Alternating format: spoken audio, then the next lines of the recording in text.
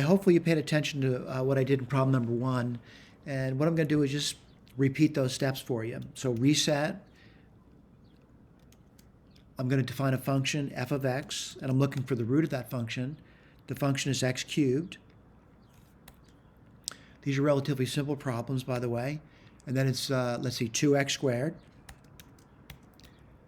minus x minus 1. I'm going to define another function called df, and df of x is going to be the derivative of f of x.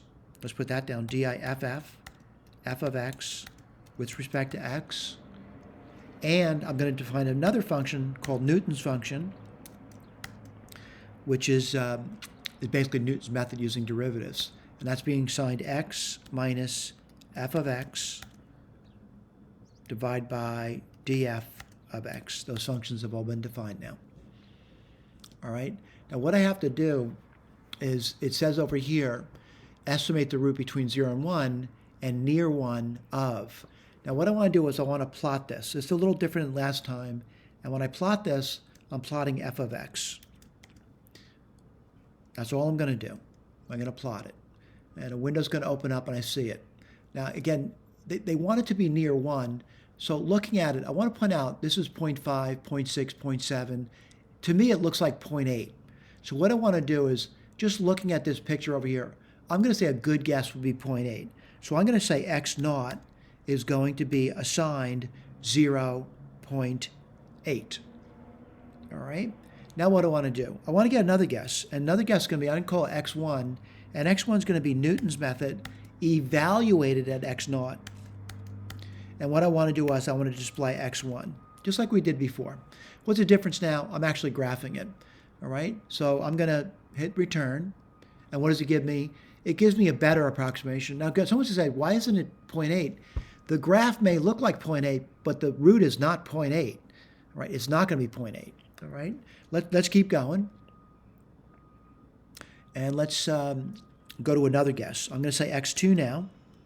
And what's that going to be? Newton's method evaluated at x1. And I'm going to display x2 now. And let's see if there's a change. There's been a change. All right, I hope you clear those numbers are definitely different. Now I'm going to do x3. What's x3 going to be? It's going to be Newton's method evaluated at x2. And I want to display x3. Let's see if there's been a change. Right now, I'm looking at it. There has been a change. All right? Slight change, but nonetheless, there has been a change. Let's go to x4 now. What's x4 going to be? Newton's method evaluated at x3. And I want to display x4. All right. Right now, I hope you realize there has been no change in that number. All right, so I'm going to say this is the best approximation with the my machine's accuracy. Let's see what they did. They graphed it out. The graph's a little bit different than mine, but that's because I've zoomed into a region of it.